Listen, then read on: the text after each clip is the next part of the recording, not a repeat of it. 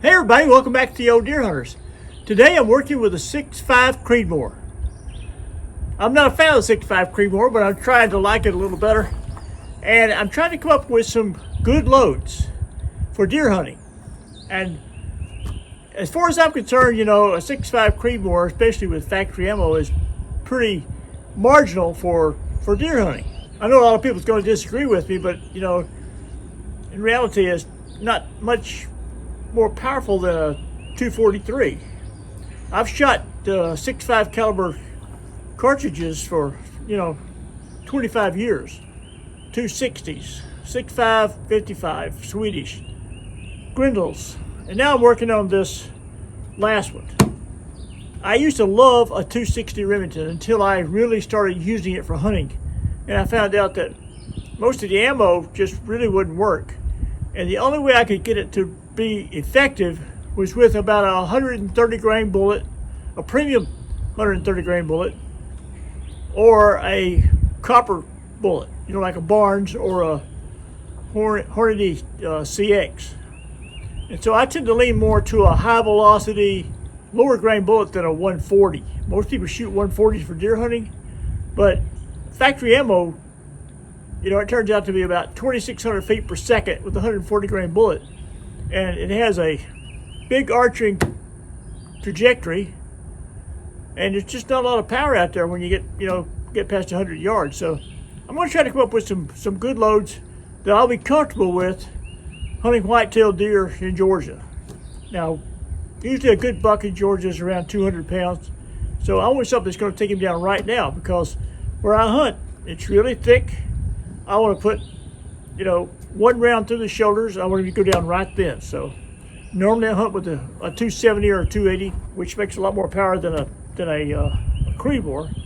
But we're going to try to soup it up a little bit and see what we can get. Today I've got some 100 grain Nosler ballistic tips and a 123 grain SST. I know a lot of people think those are not great bullets for a Creedmoor, but I think it's better than a 140 out of a factory action. So every bullet I've tried, if you can't get it up there around a 2,900, 2,950 muzzle velocity, it doesn't do that good for deer hunting. So here we go. I've got the Chronograph set up, and as we shoot these, I'll tell you what kind of velocities we're getting. Okay, the first load we're going to shoot is a 100 grain Nosler ballistic tip with 43 grains of Accurate Arms 25-20 powder. So let's see how they do. Right now I'm only shooting at 25 yards to get velocities, and if one of these has potential, then we'll come back and do some 100-yard groups.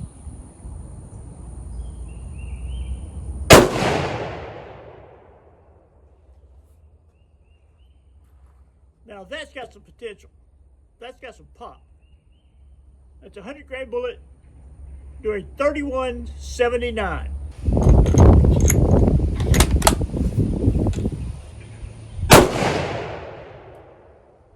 That shot was 32.24. That's moving.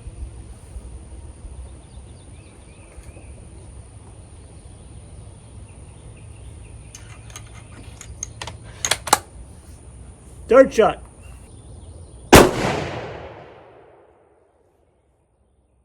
31.63.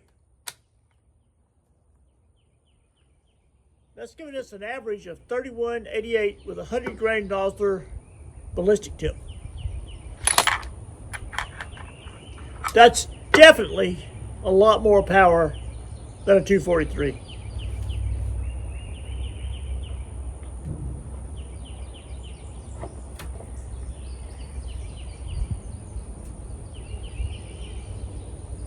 The cases don't appear to be swollen around here. And it doesn't look excessive on the primer, just a little bit flat. So really not that bad. That one looks good.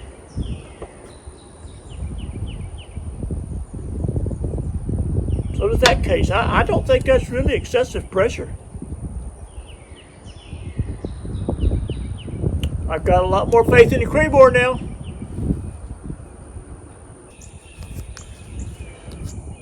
This is 123 grain Hornady SST, and I'm shooting 44 grains of stay ball 6.5. Now this powder is supposed to be made for a 6.5 Creedmoor. I hope it works well. I think max on the manual was 45. I'm shooting 44 grains.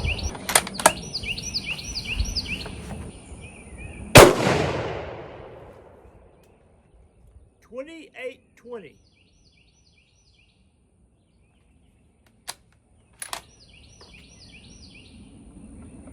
That's with a 123.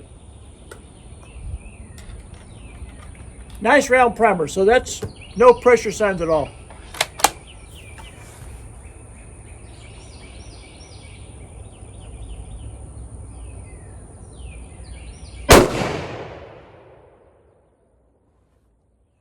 $28.62. Same hole at 25 yards.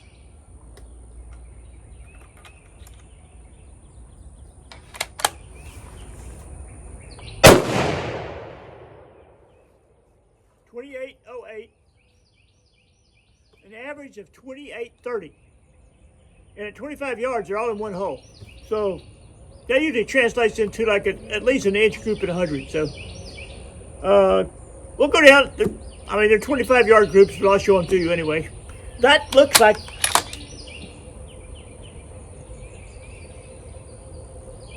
no pressure signs at all. I could probably go up on the powder. Maybe able to get this thing up to 2,900 feet per second. And that's what I need. I'm looking for another 70 feet per second. And this is a 24-inch barrel. And the Tikka's got a 24-inch barrel. Most Creedmoors have a 22, so I got a little bit of an edge. So let's go down and check out and see what we have. Okay, back at range this morning.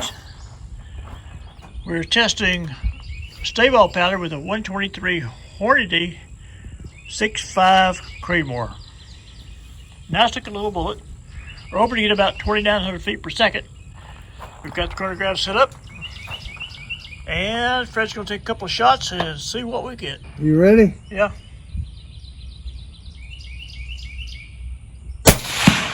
Look at that. 28.58. Well, that's not bad. Look at that.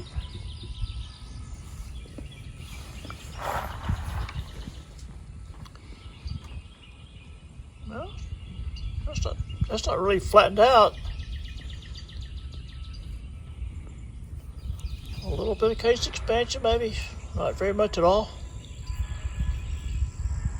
That's a good sign. Okay, now we're shooting 123 grain SST with 45 grains of stay ball. Should be close to 2,900 feet per second. Fire hole.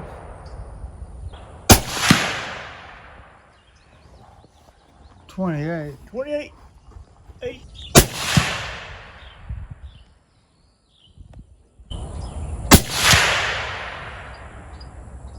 Well, we're back at the house now. We've done some testing with the 6.5 Creedmoor, and it is coming along very well. We loaded some Accurate Arms 2520 with a 100 grain Nosler ballistic tip, and it really did well, up 3,200 feet per second.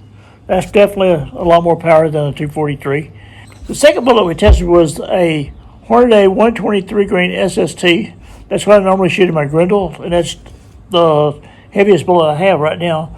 So we're going to load up some of those and maybe some 100 grain AMAX and take those out to the range and see how they shoot. The appearance of the case, the expansion and the primers look basically the same as factory ammo after we shot it.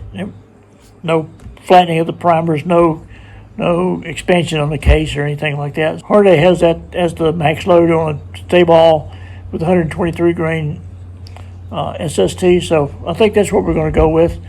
Our next video will most likely be testing groups, at 100 yards and 200 yards with the 123 grain SST, and we maybe do some testing with the 100 grain AMAX, 120 grain AMAX, and the 95 grain VMAX.